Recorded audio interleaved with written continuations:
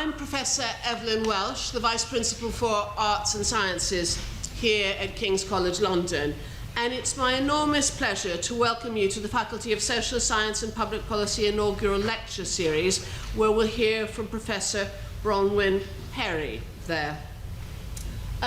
This is the format of the event. I'm welcoming you, and you are very, very welcome indeed there. We will hear Bronwyn's inaugural. It promises to be fantastic, so no pressure, Bron. The vote of thanks will be given by Professor Dame Marilyn Strathern, about whom I'll say a few words as well.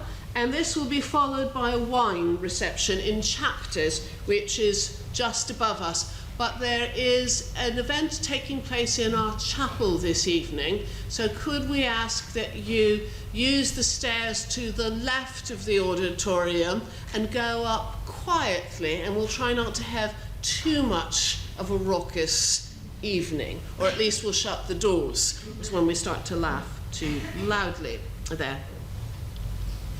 For your information, this is the bit where I sound like an airline hostess there. The event is being video recorded and will be available on our website during the next week there. You'll have seen the information about the wine reception, and the nearest toilets are to the left and the right in the entrance to the Great Hall foyer there. And if for any reason we need to evacuate the building, I put on a yellow jacket and we all exit to the nearest muster point beat there. And we're going to have a wonderful evening tonight, and in case this has given you a taster for the inaugural lectures that the faculty puts on, our next one will be Africa, A Voice to be Heard, Not a Problem to be Solved, given by Professor Abdiobon Alau, the Professor of African Studies in the School of Global Affairs. And it's particularly apt that Bronwyn is giving her lecture in advance because, as many of you from King's will know, Bron has just taken up, or will just be taking up, the role of head of the School of Global Affairs, and we are delighted.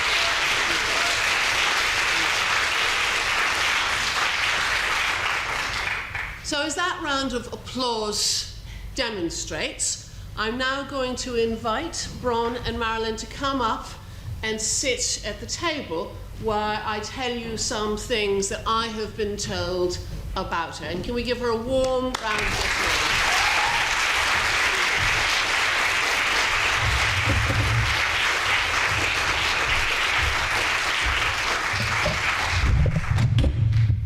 So Bronwyn Perry, who hails from the delightfully named town of Humpybong, north of Brisbane, we have been given permission to announce this, was trained as an economic and cultural geographer, first at Macquarie University in Australia, where she gained first-class honours, and at the University Medal, the first awarded to a geographer for 13 years, and subsequently at Cambridge, where she had a Commonwealth scholarship. It was there, working closely with Marilyn Strathern, that she not only honed her skills in social science and deepened her exceptional knowledge of both classical and contemporary social thought from many disciplines, but she also became fascinated by the capacity of emerging biotechnologies to reshape and modify nature, indeed, to challenge the very idea of naturalness itself, in the process creating new products. Her brilliant book of 2004, Trading the Genome on the Commodification of Bioinformation, followed on from her doctoral dissertation at Cambridge on the commodification of genetic material and her exploration of the rise of bioprospecting. It is a tour de force, taking in the history of botanical gardens and sample collections, the controversies that led to the Treaty on Biodiversity, debates over intellectual property rights in living materials, the strategies of the pharmaceutical industry, and much more. From the commodification of genetic sequences to the commodification of the vital properties of human life itself, that has not only been the path taken by the life sciences over the last 50 years, but also the path that Bronwyn followed in her own research, focusing on the ways in which human vital components, notably these elements of reproduction, might themselves be engineered and turned into mobile and tradable commodities. and I'll return to these in a moment, for they are in part the focus of her lecture tonight. But between the genes and reproduction comes the mind, or rather the mind in the brain. Bronwyn's Wellcome Trust grant of 2002 supported a 3-year study into the economic, social and ethical issues surrounding the creation and use of human tissue collections in the UK. Donated or retained human tissues are vital for research. But why do people donate? Who owns the tissues that you donate? Who can do what with it? Bron's focus in her study was on one particular type of tissue, brain donation and the role of brain banks, work carried out with the appropriately named wonderful dementia researcher, Carol Brain. And that is with a Y, I should say. There. It involved undertaking a detailed ethnography of the Cambridge Brain Bank at Addenbrooke's Hospital. And those who've read her paper, Inventing Iris, cannot be failed to be moved by her analysis of the disturbing encounter that she had with her childhood hero, Iris Murdoch, or rather, her archived brain. This work led to a book and a very affecting exhibition in 2011 on Mind Over Matter, Memory, Forgetting, Brain Donation and the Search for Cures for Dementia, closely involving those older people who had agreed to donate their brains after death. It is very likely that this exhibition, which was also supported by grants from the Wellcome, will head off for a national roadshow combined with further public engagement. And apart from any of its other benefits, this will highlight the crucial role of individuals becoming actively involved as citizen scientists in dementia research.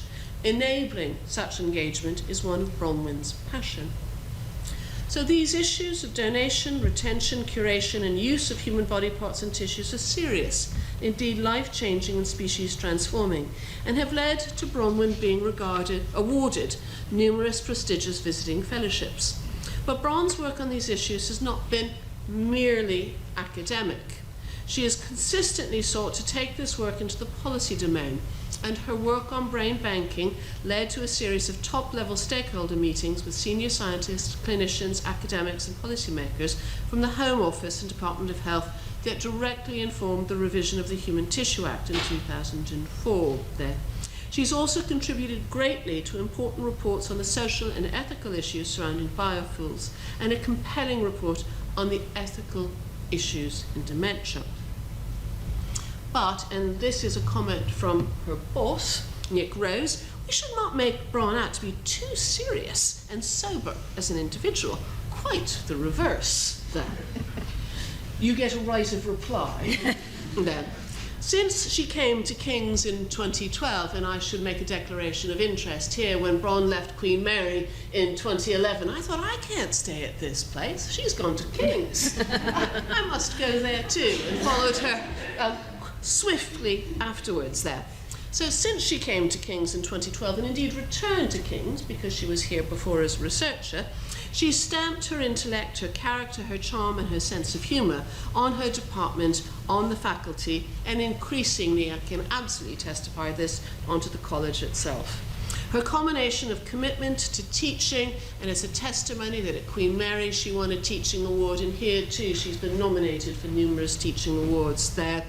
Her commitment to teaching and to her students, in the wonderful work she's done to set up and manage the new undergraduate program in global health and social medicine with its cohort of wonderfully committed students, her organisational capacity, which I'm sure will not be tested by the new School of Global Affairs, which will operate smoothly from its inception, there are things that we absolutely say thank you on behalf of everyone in this room there. It's appropriate that the vote of thanks is being given by Professor Marilyn Strathern, and I want to pause briefly to say a few words about this most distinguished emeritus professor of social anthropology from Cambridge there, and former mistress of Girton College, who has recently been made live president of the Association of Social Anthropologists. I am delighted to have discovered that she is an honorary fellow of King's College London. So Marilyn, we welcome you home as well there. Her interests have been divided between the Melanesian and British ethnography, and she's probably most well known for The Gender of the Gift, 1988, a critique of anthropological theories of society and gender relations applied to Melanesia, which she pairs with After Nature from 1992, a comment on the Cultural Revolution at home. And her most experimental work, I'm reliably informed, is an exercise on the comparative method, Partial Connections, 1991. And the debates around legislation on human embryology and fertilization stimulated an interest in reproductive technologies, leading to collaborative research that examined some of the issues in the context of kinship. And projects over the last 25 years are reflected in publications on reproductive technologies and intellectual and cultural property rights, while critique of good practice has been the umbrella under which she has written about audit, accountability, and interdisciplinarity. And some of these themes were brought together in Kinship, Law, and the Unexpected in 2005 there. So it is appropriate that we have a geographer and an anthropologist and historian on the podium today. And there is a lot of talk about interdisciplinarity at King's. Sometimes we think it's more discussed than practiced, and much of that talk is somewhat rhetorical. But in Bronwyn, one can truly see an interdisciplinary mind at work, understanding and challenging arguments from the biosciences, from political economy, from geography and spatiality, from philosophy and from law, not to mention their ethical implications, and combining this with an acute, sensitive ethnographic awareness of the reality of the lives of those affected by these emerging technologies of life. All this is at work in her current project of research on new reproductive technologies in India, also supported by a large grant from the Wellcome Trust. And this forms the focus of tonight's lecture. Ladies and gentlemen, it is my enormous pleasure to turn the floor over to Professor Bronwyn Perry for her inaugural lecture as Professor in Social Science, Health and Medicine, Reproductive Labour, Exceptional from Whom? Notes from Mumbai. Can we welcome?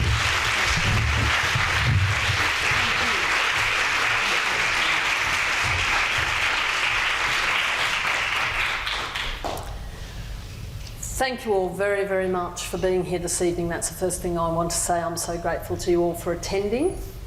I'd like to begin this evening by expressing my thanks to the professional services staff, actually, particularly Arona Morgan, who put up with all of the palaver of organising the event, which I'm incredibly grateful for, and she was very patient with me.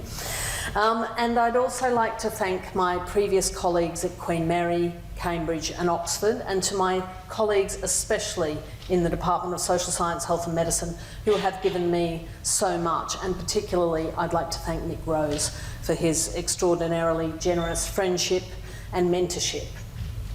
Special thanks go to my Indian colleagues, Amar Jasani, Neha Madawala, Raki Ghoshal and Anuradha Panchmatia, who have been so vital to my project there, and I want to thank them.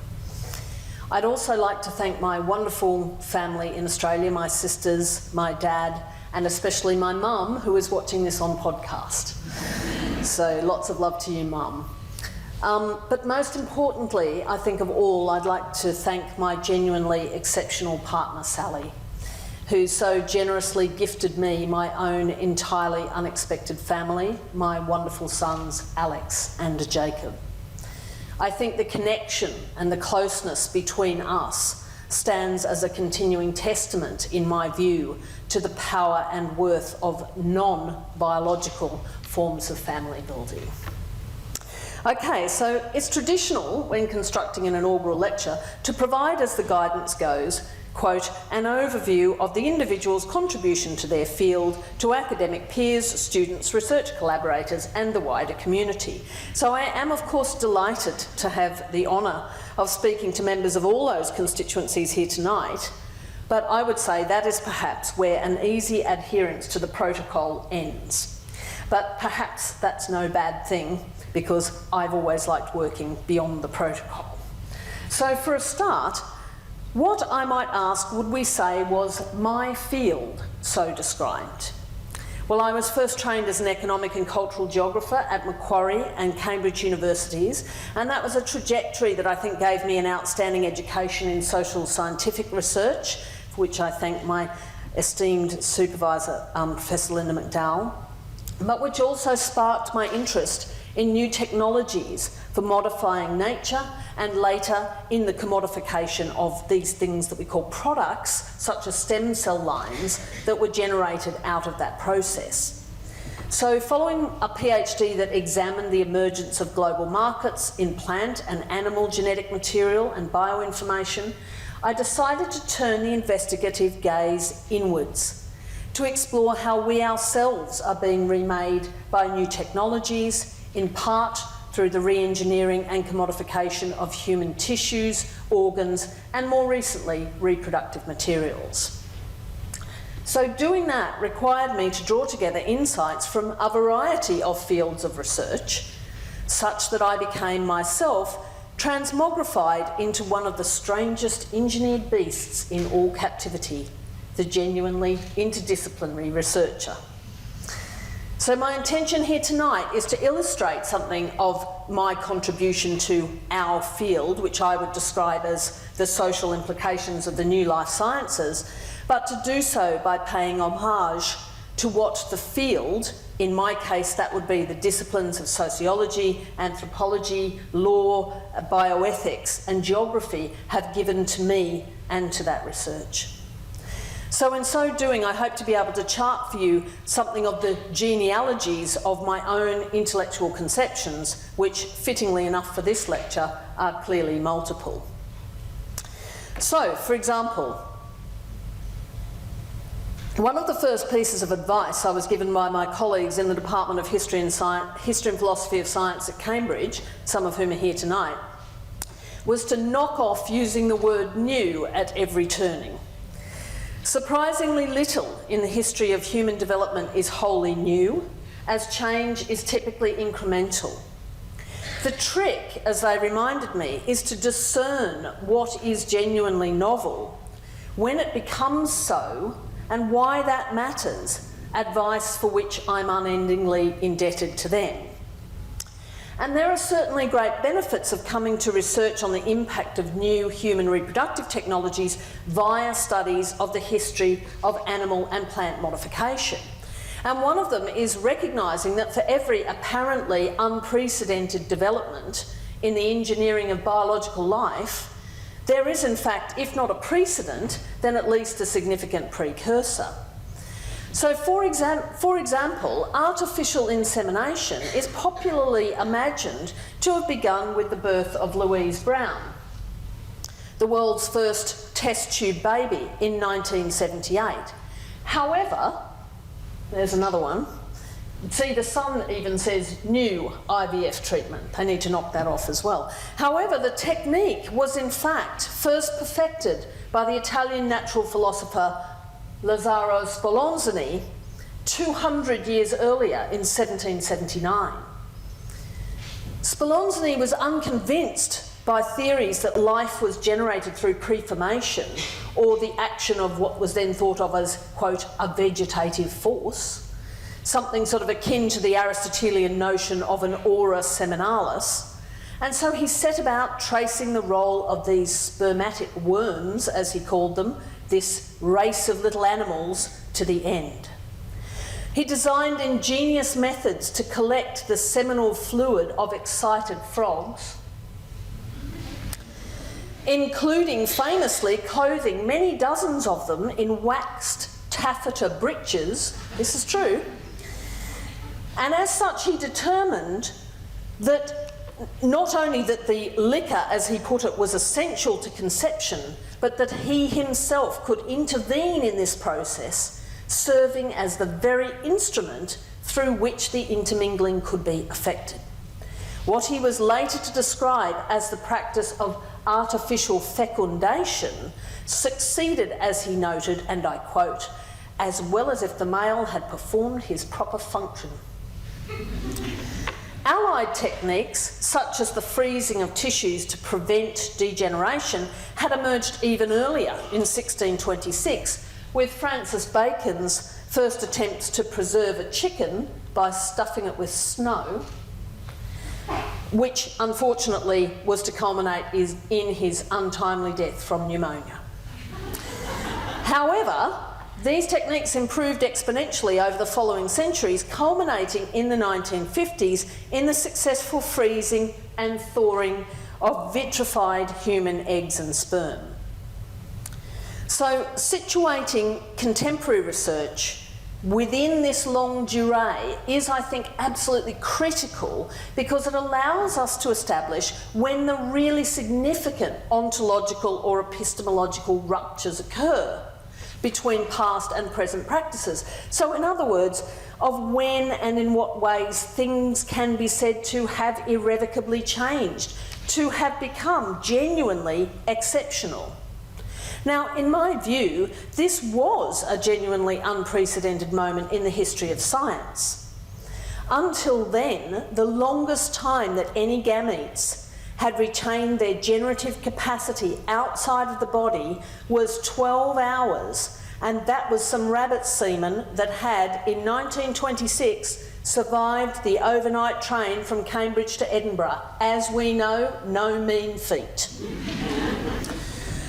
But these advanced cryogenic technologies would fundamentally reorder the historical dynamics of cellular life. So tissues, including gametes, could for the first time be extracted and dissociated from the bodies in which they were produced, but more importantly, stored for more than 100 years without any loss of vitality. So the spatial and temporal parameters of their quote-unquote natural existence were thus extended in ways that surpassed any previous imagining. They entered a state of immortalisation and hypermobility, so available to be circulated firstly into that artificial body, the gamete bank, the sperm or egg bank, and then on to the laboratories where they were fertilised to create embryos and later to their ultimate recipients. And these, as we know, now include women located in all corners of the globe, from California to Cambodia, who agree to carry those embryos to term, either altruistically or for payment. Now, as Marilyn Strathern, Sarah Franklin and Caris Thompson have argued, assisted reproductive technologies disrupt conventional ideologies that have historically essentialised and valorised the genetic connection between mother and child. So motherhood undergoes a necessary reconceptualisation as it's disaggregated into its new registers: genetic, birth, adoptive and surrogate. Although I put it to you, could you guess which was which? Not necessarily. So, but these multiple maternities, as Marcia Inhorn calls them, split apart, both socially and practically, the previously unified work of maternal labour, ushering in what Marilyn describes as, quote, a new convention, the distinction between social and biological parenting. So I've just put this image up, which, by the way, is from the Irish Vote No to Gay Marriage campaign, who weighed in on the surrogacy thing. But I love this poster because it says, surrogacy, she needs her mother for life, not just for 9 months. But of course now we think, okay, who's the mother exactly? Do they mean the biological mother or do they mean the social mother? I'm not really sure, and that is what Marilyn means by creating a new distinction between social and biological parenting. So, add to this the concept that women could be paid to carry another person's child, allowing maternal labour, that most sacred of acts, to become commodified, and we have the perfect conditions to spark a storm of social condemnation.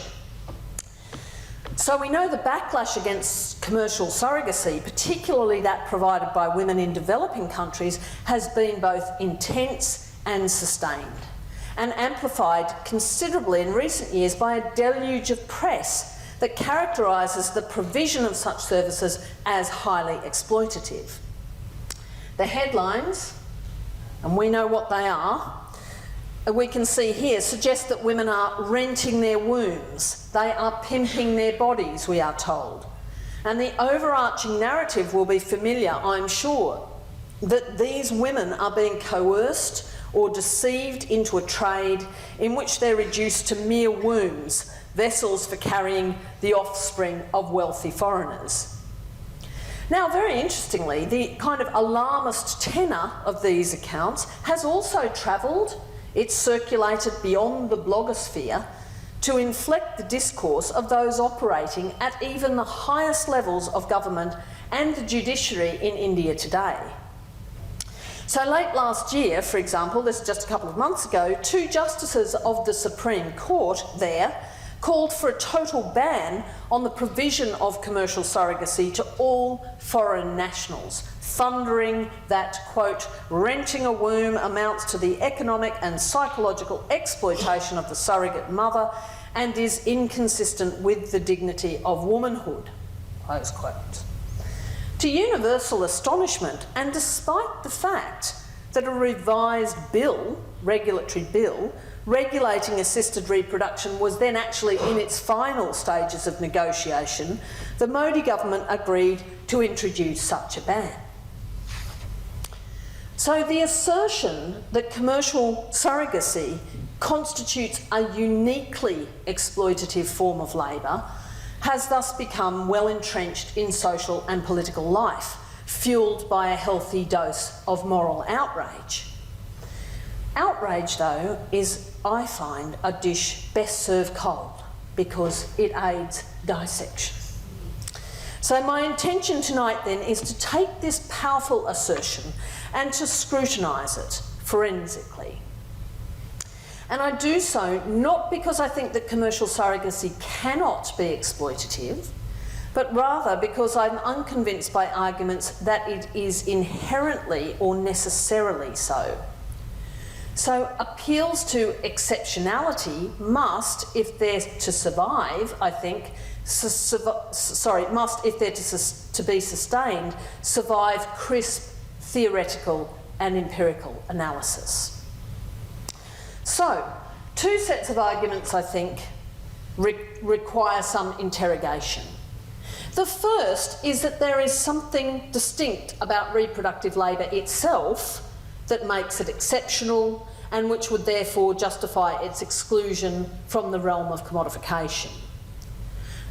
The second is that it's something about the social or spatial organisation of that labour that makes it so exploitative. And it's my intention to address both of these here. Now, a range of recent literature has carefully explicated the ways in which what are called the generative capacities of life itself, to employ Nicholas Rose's term, have been drawn into regimes of commodification. So life itself here includes not only alienated tissues, organs, reproductive cells, DNA, that kind of thing, but also forms of embodied labour that have become key generators of value in the bioeconomy. So sociologists such as Melinda Cooper and Cathy Walby have argued that the in vivo biology of human subjects, that is to say, an individual's very corporeality, its capacity to endure or to sustain or to generate life, is becoming an increasingly valuable resource to the life sciences industry. And as they note, or they argue, these industries increasingly rely, and this is a quote, on an extensive yet unacknowledged labour force whose service consists in the visceral experience of things like experimental drug consumption, ejaculation, tissue extraction and gestation, forms of work that they go on to characterise as clinical labour. Now they argue, following Boltanski and Chiapello, that post-foetus models of economic organisation and governance have introduced some profound shifts in the organisation of labour. And this will be familiar to us. We know, in the West at least, that we have moved from an economy that provided near full employment and strong forms of statutory labour protections at work to a system that favours outsourcing to private contractors in almost every realm of labour. And this in turn results in more precarious conditions of work, and many people argue greater exposure to occupational health and safety risks, for example. Now, clinical labourers, they suggest, are particularly vulnerable. So these are people who are exploited financially, they're usually in unstable or outsourced employment, they're working under oppressive contractual relationships. They have become, as they argue, the contingent workers of the bioeconomy, the victims of a voracious neoliberalism. Gendered and racialised divisions of labour are said to further amplify those kinds of inequalities. So oppressed minorities, women of colour clinging on to life at the margins of human existence are said to be especially susceptible to exploitation, with women's reproductive capacities becoming the target of that kind of wider commercialisation or marketisation of biological vitality. So surrogacy and egg vending are both maligned as instances where women are pressured to provide contractual use of their bodily capacities to other people for payment. But I have yet to be satisfied, though, by the explanations that are proffered for why these forms of clinical labour are thought to be exceptional and thus should not be commodified, or how they differ from earlier historical modes of contractual bodily exploitation. Now, the argument, I think, seems to rest on three assertions. That reproductive labour, for example, is A, a uniquely intimate or invasive form of bodily exploitation, or B, that it's a uniquely sacralised, sacred form of affective labour, or C, that it's somehow a uniquely generative form of labour, so the only one that gives life. Those factors which together, it is argued, set this kind of labour apart from other forms of labour in which we all engage and for which we're all routinely and unproblematically recompensed. But what I want to do is consider those arguments in turn, those three arguments. So let's start with the first one. It's certainly true, I think, that carrying a child for another is a particularly intimate form of bodily labour. But is it more so than its historical antecedents? At all stages of human development and in all economic systems, from the feudal to the agrarian, from the industrial to the post-industrial, the unique corporealities of particular individuals from, for example, to here, the hulking strength of the stonemason to the lush endowments of the Victorian wet nurse have been exploited for profit, often under precarious forms of contract labour. Is it perhaps then the internalisation of risk in practices such as surrogacy or egg donation that seem to make them exceptionally exploitative? Is it the ingestion of drugs such as ovarian hyperstimulants in potentially toxic dosages, or perhaps the corporeal insults that might result from carrying a multiple pregnancy? Is it that? Is this the grounds for exception? But this argument is, in my view, very difficult to sustain. So, many of the alternative forms of employment that are open to this constituency of workers are, sadly, equally invasive. So, I give you here a picture on the left of Sadia, who has been working in tanneries with toxic chemicals that induced her terrible skin conditions, whilst the mother and child on the right are continually exposed to poisoning from e-waste recycling, to name but two. However, in both of these cases, unlike those associated with assisted reproduction, exposure to harm is rarely limited temporally. So these individuals are subject to these insults for decades, which inevitably magnifies their health impacts. Okay, so let's turn to the second argument. A second set of arguments suggests that maternal labour, the gestation and birthing of a child, and its immediate postpartum care, is a kind of sacred act, a form of profoundly affective labour that is sullied by commodification.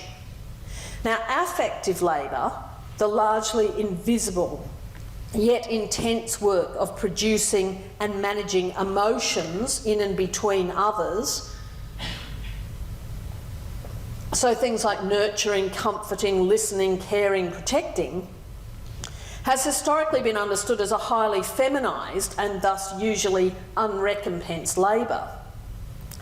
However, in a post-Fordist world in which industrial production has been largely displaced by the service-centred economies that we see around us, the commodification of all manner of care work has, I would argue, become entirely normalised. As Michael Hart puts it, the production of common forms of wealth, such as information, affects and social relationships, are now routinely expropriated by capital to generate surplus value. Now, the work of the sociologist Viviana Zelizer, I think, is particularly instructive here. As she's noted, many commentators and scholars like to foster this notion, this idea, that intimate relations and economic activity occupy distinct domains. The former, intimate relations, is a sphere of sentiment and solidarity. The latter, the economic, is a sphere of calculation and inefficiency. And we're invited to imagine that each remains somehow or another hermetically sealed from each other, and that contact between the two will result in some kind of moral contamination. And this doctrine, I think, particularly animates the concerns that attend the commercialisation of reproductive labour and the potential this is thought to have in corrupting the sacredness of the act of childbearing. However, a closer inspection of our own social practices reveals that we in the West have actually no compunction about commodifying all manner of affective labour. From the complex care work for our elderly kin, who, for example, many of whom have dementia, to the substitute parenting provided by nursery workers. In fact, I've taken these out because, in fact, I found it was incredibly difficult to find images online of the most profoundly affective examples of this kind of labour. So paying people, for instance, to comfort sobbing children in nurseries, or trying to read the desires of the profoundly disabled, or to mop up the bodily fluids of people who are terminally ill. You just don't find pictures of that kind of thing online, and that is because people are so resistant to acknowledging that we routinely pay other people to perform such intimate work. So what I would put to you is that if we wish to maintain the idea that the emotional affective labour performed by the surrogate in caring for the commissioned child is in some way distinct from these other forms, it would have to be predicated on an argument that's much more consistently applied than it is now. So lastly arises the question, is this labour exceptional because it's uniquely generative? This is an argument with which I have more empathy, and yet it too bears closer inspection.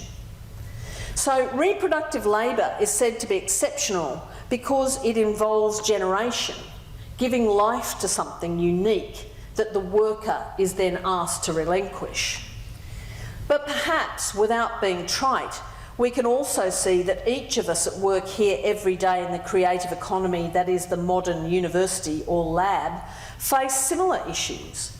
We also use our corporeality, our bodies and our brains to generate unique bodies of information and ideas, outputs and manufactures, the commercial value of which are captured by the institution, but which we are usually, if we put the gender pay gap to one side, appropriately remunerated. So perhaps what we are all generating are what my associates in intellectual property law would call creative works.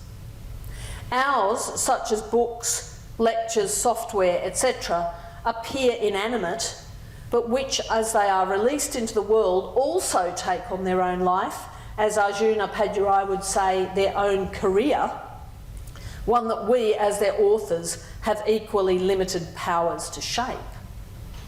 So if then there proves to be more commensurabilities between the work of gestating children and other forms of bodily, affective or generative labour than we might have imagined, it must then be the conditions under which this reproductive labour is performed that serve to make it so exceptionally exploitative, such an affront to moral dignity. Okay, so let's consider this thesis then. So, the recent ban on the offering of commercial surrogacy services in India today is predicated on the argument that the practice is highly exploitative of the women involved. In fact, we must presume, I think, uniquely exploitative, since it's this practice alone, amongst all different kinds of clinical labour, that has been criminalised and singled out for prohibition. So this one, we're told, seems to be particularly awful. So we must then begin by asking the question, what is exploitation and exploitative for or by whom? So the agreed dictionary definition of exploitation is the action or fact of treating someone unfairly in order to benefit from their work.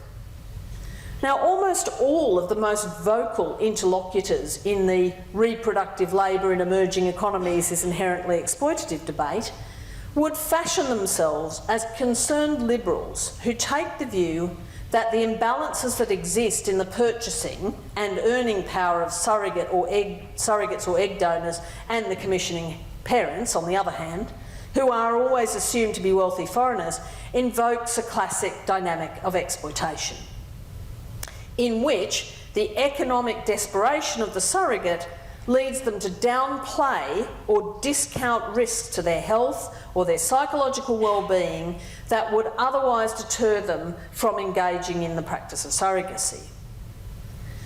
So informed consent, even if secured, is thus presumed to be invalidated when it's obtained under conditions of structural violence or injustice. Now, whilst in theory we might concur with these normative principles, and I do, in practice their application becomes much more complex. And I believe it's only by situating these practices within the lived experiences of these women, by sensitively contextualising their motivations for undertaking the work within their own life worlds, that we can arrive at a more nuanced reading of whether such work is either morally or ethically exploitative. So, in bringing these women's voices back into the debate, we can, as it were, flip the classroom by asking of ourselves that vital anthropological question: what work does framing commercial surrogacy or egg donation as exceptionally exploitative perform, and for whom? So let's begin with these women. Who are they? Why do they undertake this work? And more importantly, for whom? In answering these questions, I draw on nearly 3 years of fieldwork in Mumbai and Jaipur and interviews with over 100 individuals working in the assisted reproduction economy there. So, are these women, as Walby and others have argued, an underclass that exists at the margins, oppressed, financially exploited in unstable outsourced employment? Well, let's unpack that statement a little bit. So to begin with, are these women drawn from a marginalised underclass? Well, it's certainly true that surrogates and egg donors have historically been drawn from the lower castes and classes of India, although, and this is an important point, not the lowest classes. Ironically, the very precarity of that cohort's existence, the impermanence and shabbiness of their accommodation, their vulnerability to malnutrition and disease actually usually excludes them from such employment. Surrogates are more likely to have been recently employed in other related sectors of the service economy, including those that involve the provision of closely allied forms of affective or bodily labour. For example, doing highly repetitive piecework, live-in domestic service for people, aged or childcare work, or even in some cases sex work. Employments in which many have been subjected to extreme financial exploitation. What might be called the everyday and commonplace exploitation of the lower classes. Now this is certainly far from desirable, but neither does it serve to make commercial surrogacy uniquely exploitative, nor worthy, I would argue, of the highly stylised approbation that these other equally demeaning and risky forms of service work rarely attract. Now, moral philosophers such as Semple and Wertheimer concur that exploitative transactions arise when the compensation or market rate that's offered for services to providers is so low, quote, that it fails to improve their situation sufficiently whilst the exploiter profits unduly from the exchange. However, such assessments are, I would argue, extremely difficult to undertake through appeal to a set of abstract normative principles. So context here again plays a key role in determining what is or is not a sufficient form of compensation. So our own research has determined that many women find the payment that they receive to undertake surrogacy, like £3,000 to £4,000, the equivalent of more than 5 years of income in those previous occupations, to be more than sufficient to transform their own lives and to have considerable intergenerational effects for family members, particularly, I might add, their female children. So this is realised through their purchase of education, housing, healthcare or business infrastructure, the positive impacts of which cannot and should not, I don't think, be readily disavowed or discounted. Now, would that payment be sufficient if performing the same labour in London? Clearly not. But then it wouldn't be, would it? Because it's all relative. So the same set of concerns attend the payment of all forms of wage labour where large discrepancies exist in the relative wealth and the purchasing power of the two parties.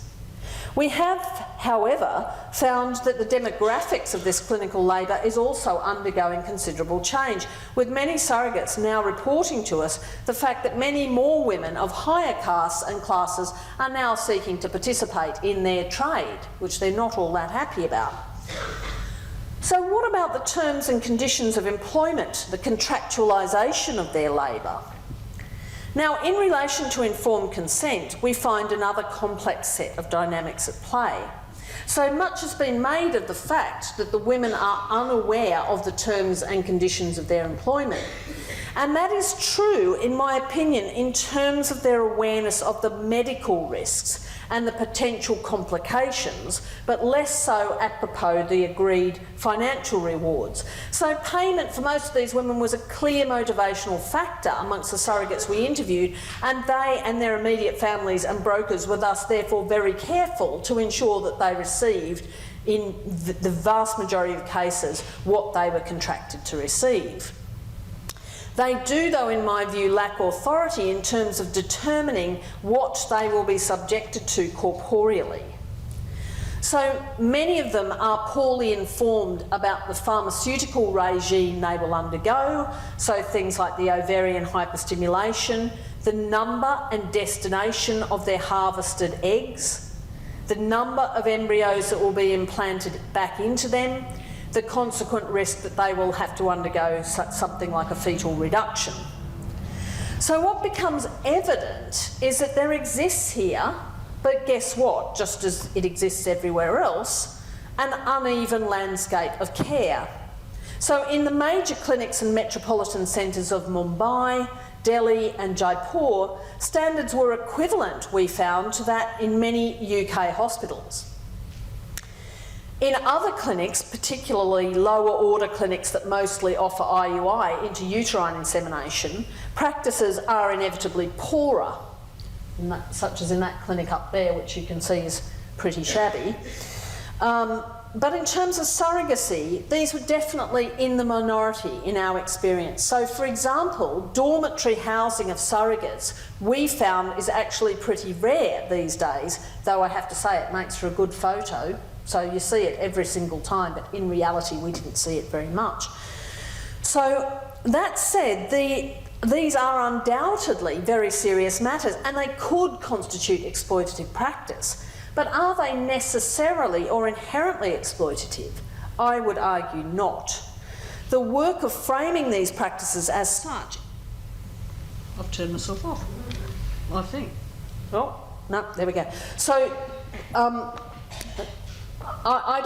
would argue not. The work of framing these practices as such is only achieved by conflating, I think, what is potentially morally objectionable with that which is ethically unsupportable. So let me explain what I mean by that. So, for example, the troubling examples of poor care that I just gave should, in my view, be understood simply as a form of medical malpractice, and thus amenable to remedy through regulation. In many other economies and jurisdictions, such as in the UK, Canada, Australia and the US, there are very strict regulations governing things like how many cycles of hyperstimulation egg donors can be subjected to, how many embryos can be reimplanted, and so on.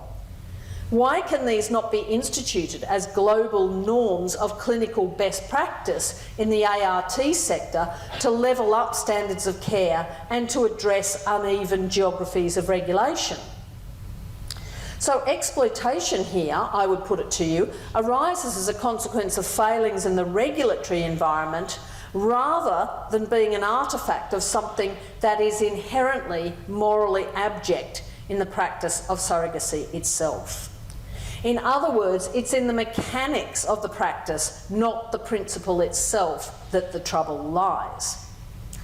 So in addressing this point, let us lastly then move from the social and political to the moral economy of surrogacy and egg donation.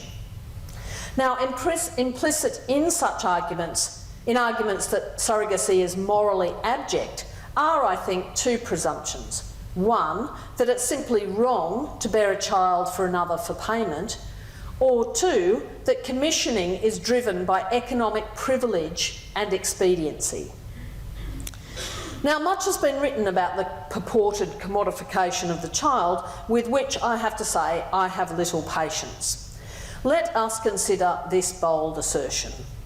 Those of us that have children have all paid in some way or another to acquire our children, be that through the provision of courtship gifts, meals and entertainments, engagement rings, expensive weddings or salary support.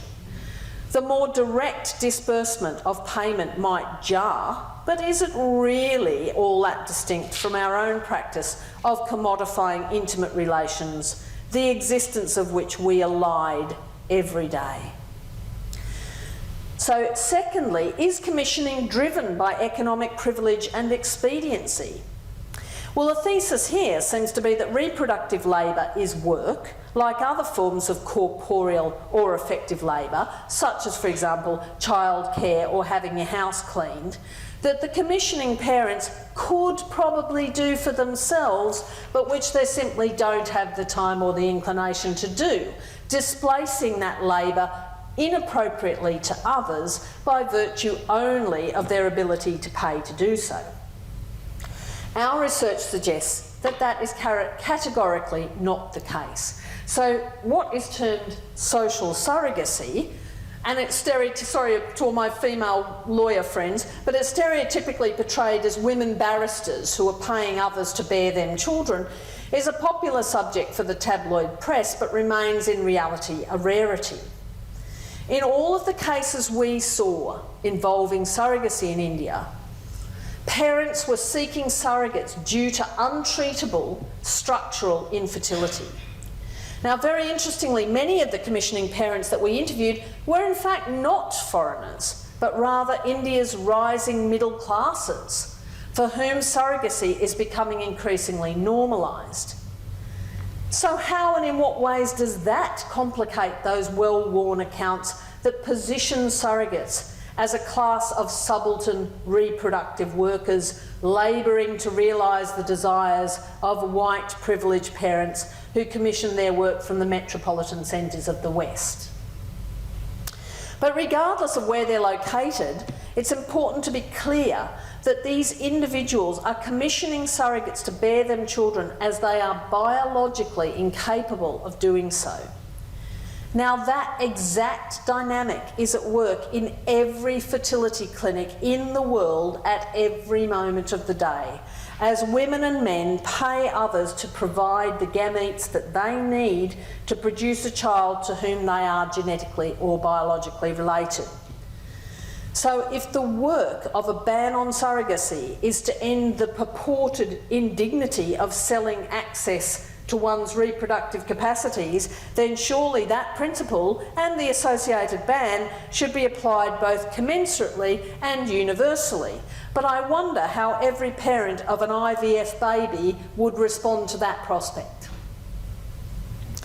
And what are the surrogates' motivations?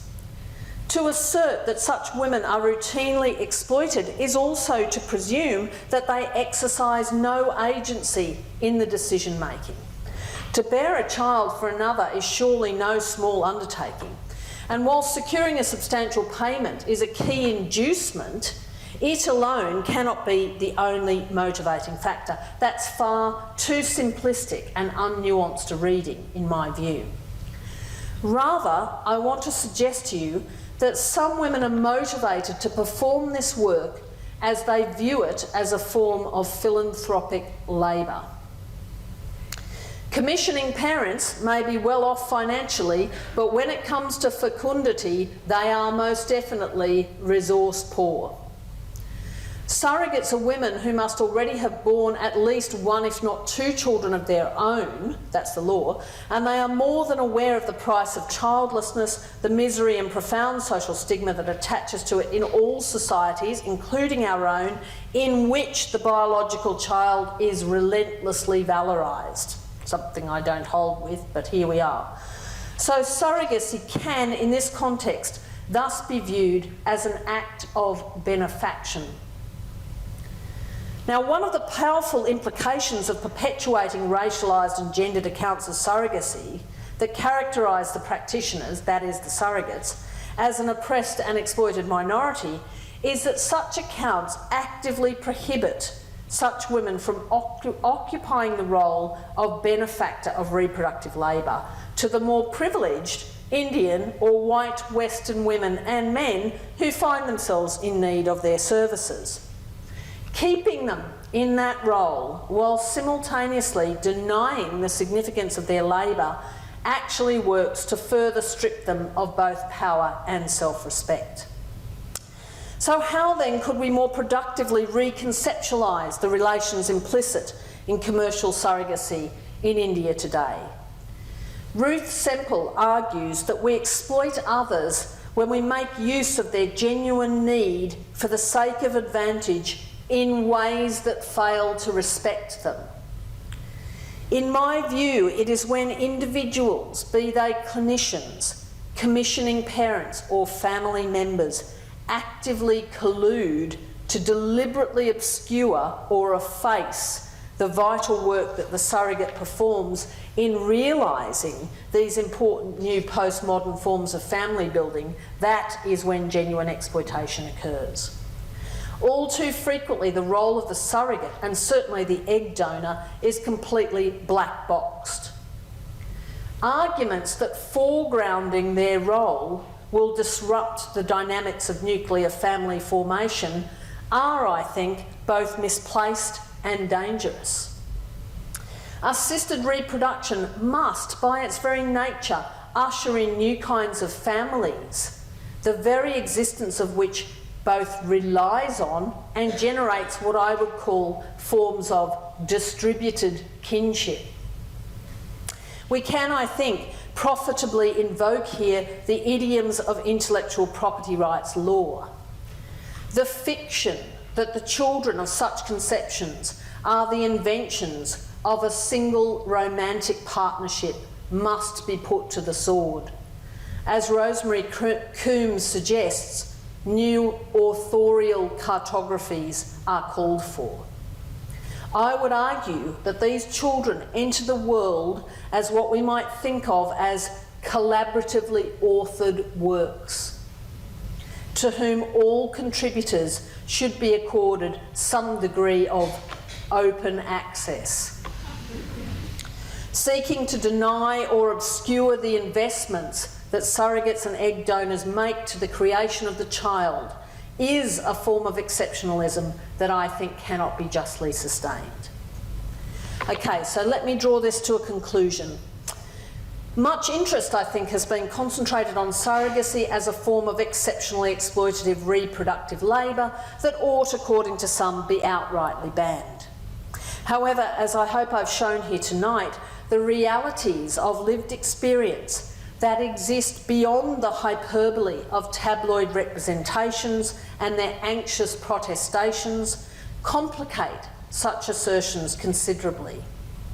Laissez-faire approaches to regulation that some argue typify neoliberal modes of economic organisation, but which I say are a pretty common feature of all capitalist enterprises, generate forms of labour exploitation, to be sure, no doubt about that, but these are not, I would argue, exceptional to clinical or reproductive labour practices. So must commercial surrogacy always be exploitative of an underclass of women? As other studies have shown, and as our own also confirms, many of these women make deliberate and considered decisions to participate. Of course, some do so under conditions of structural violence, which constrain their life and employment choices, but certainly not all. For those that do, this is, very regrettably, the world they inhabit. Those who seek to remove this form of employment from them must face the realities as well as accept the moral and political responsibility for the alternatives that these women will be forced to accept.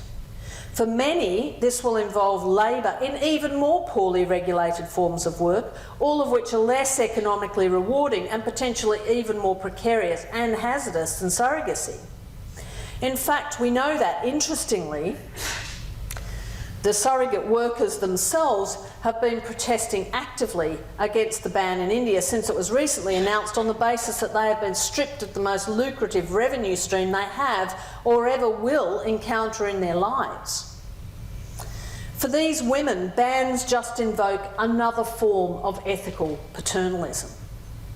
So where does this leave us then in terms of regulation? Options certainly exist to improve clinical practices within such clinics. Women have successfully lobbied in some countries for regulation of sex work as labour and secured rights not only to sufficient wages but also medical care, occupational health and safety, work security and rights to set limits on the demands made by clients. So perhaps aligning surrogacy as a commensurate form of embodied labour could provide the leverage to sustain similar regularisation of the practice. Now, ironically, in many ART clinics in India, these rights have already been secured, and the women who undergo surrogacy there have already exercised their autonomy, their agency in making considered and informed judgments that they believe that their conditions of work, remuneration and care will be much better in the surrogacy clinical workplace than they would be working in any of the other desperately menial and exploitative agricultural or industrial jobs that are their only other alternative forms of employment. So constructing commercial surrogacy as an abject, highly exploitative practice is, in my view, immensely problematic. Lumping it together with other equally poorly conceptualised practices such as trafficking and slavery does, I think, more harm than good. Certainly the notion that a ban on commercial surrogacy will extinguish the practice is fanciful, to say the least. Addressing the inequalities in practice that we see in different corners of the globe requires, I think, thoughtfully constructed, nuanced and, most importantly, grounded regulation, not bumptious self-congratulatory bans that will only serve to worsen experiences and outcomes for those already undertaking this work. And after all, what could it possibly achieve? India is now part of a highly interconnected and interdependent globalised fertility industry. If the tide of surrogacy goes out in India, it will only wash up somewhere else, displacing the inequalities that exist in one country onto unsuspecting others in alternative locations, Mexico, Cambodia, Nepal, to name but a few. More thoughtful and considered empirical work linked to supple, conceptualisations of the moral and ethical dynamics at work in such practice will be required to move this debate forward. And my sincere hope is that with your help, I can continue to contribute to that work in profitable ways. Thank you.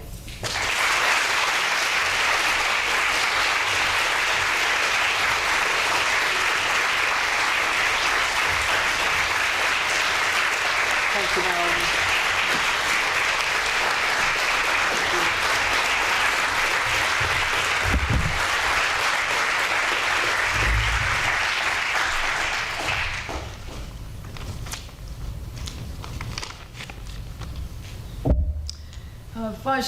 Vice Principal, members of the Department of Social Science, Health and Medicine, and, if I may include everyone on this occasion, colleagues. Because hasn't Professor Parry, Bronwyn, turned us into colleagues, brought us together through the genius of her stirring and stimulating lecture tonight? Ever since I've known her, in fact, I've been struck by Bronwyn's capacity to bring people together in the context of bringing together ideas and arguments, because invariably they are ideas and arguments that matter and that she makes matter to her audience. The Vice Principal ended her introduction by remarking on Bronwyn's interdisciplinary reach and on her humanity. And I think these two dimensions keep each other company. In her presence, one is made to feel the force of a quite remarkable intellect that is being brought to bear on issues in a way that makes them issues for everyone, and no less tonight. For what she's treated us to is a quite wonderful example. Her lecture will leave a lasting impression on me as the words of someone who cares about her subject matter, for whom the intellectual project is also a question of personal stroke human concern. And that's precisely because without the marshalling of the arguments, without the analytical acumen, without the inspection of the purported facts, the concern cannot be properly articulated.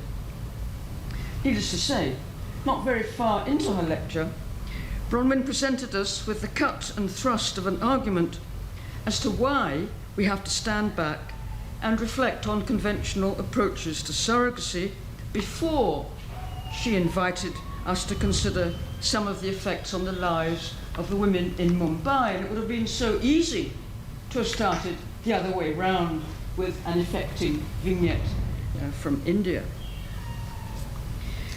We've heard something of what brought her to the highly contested and conflicted field of international surrogacy in particular. And I have to say that her arrival, so to speak, has been a breath of fresh air. She characteristically cuts to the heart of the matter, the issue of exploitation. And through the most obvious of questions, obvious once it's been pointed out, that is. Namely, why is this form of labour taken to be so uniquely exploitative? What is there about this form of bodily and affective labour that makes it so exceptional? And once it's been put like that, one realises what's getting in the way of our ethical appraisal of the issues, such as she has spelt out for us, the ideologies of commodification that support an ideal separation of affective and of monetary relations at one level, while perpetuating inequalities at others. It is this ideal separation that enables ethical judgments to be made about the purity of the donor's intentions and divorces them from material considerations, as though such considerations were in themselves inherently suspect. In fact, I take Bronwyn to be arguing that there is no single point of high ground from which to deliver definitive judgment, and doubly so in other social milieu. On the contrary, and as we've heard, it's precisely by taking material considerations into account in the Indian context that Bronwyn points to what is also true in the UK, that there is an uneven landscape of care. And there's an important message here. She's arguing that looking into the conditions under which surrogacy takes place gives a window onto all manner of bodily and affective labour. We need to be alert to the production of inequality as such. Singling out the exceptional status of women, and of course it is women, who enter into surrogacy contracts simultaneously discourages the wider investigation and makes women the scapegoats. They become in themselves exemplars who have to undergo what one might call ethical cleansing, to be turned into virtuous objects, while other forms of bodily and affective exploitation continue. Once again, it's certain women, here mothers, who have to keep everyone else's honour. And by everyone else, we can also read any population from which the commissioning parents come, whose legislators want to keep themselves ethical, which in itself is not a position one would wish to attack either. The situation is complex. We would need to know so much more even to begin to adjudge the question of exploitation. For example, if it could be shown that high compensation for surrogacy actually kept the wages paid to piece workers low, and one rather suspects that one couldn't. Rather, regarding such compensation as the scandal diverts attention from where the scandal really lies. Bronwyn is certainly not evading the problematic conditions under which women in Mumbai have sought out surrogacy. On the contrary, she would highlight them. What she is saying is that it's not just medical care that is the uneven terrain. People's chances and possibilities in life are uneven. The systems that produce them have all kinds of obvious and not so obvious consequences, and there is no single moral high ground to be occupied by fiat. Thus, and to bring this to a conclusion, the old concept of the dignity of labour, on which she most interestingly touches, is not to deny false consciousness, not to bring back the ethics of the Industrial Revolution with the insistence that it was natural for the labouring poor to work all hours of the day, that they were grateful to be able to earn anything, and so forth. Rather, pointing to the dignity of labour as a general issue is to make this particular landscape a bit more conceptually complex, to look at what remuneration does rather than dismissing it out of hand, to consider a perspective that might find reproductive labour being regarded as a benefaction, to evaluate the effects of the service in relation to innumerable other services that demand of people bodily and emotional resources. The argument of exceptionalism is always a lazy one, and I think what we've learnt tonight is that reality is altogether more multi-layered. Now, the wonderful, if I might say optimistic, image of the child as a collaboratively authored work is a poignant one when we recall the uphill struggle in terms of intellectual property to have diverse kinds of authorship acknowledged. But then Bronwyn is concerned to put the child of surrogacy into a wider field of assisted reproduction and the potential of distributed kinship, and I love that phrase, to hint at how it might redirect our thoughts about conventional family ties too. Now, the way in which Bronwyn has turned her personal resources, her mind, and great energy towards these issues is a service to us all. Your future audiences, and there'll be many, from many vantage points, will be hugely grateful in the long term. But in the immediate term, having just listened to this fascinating lecture, may I, on behalf of all your listeners, Bronwyn, tonight, just say thank you. Thank you.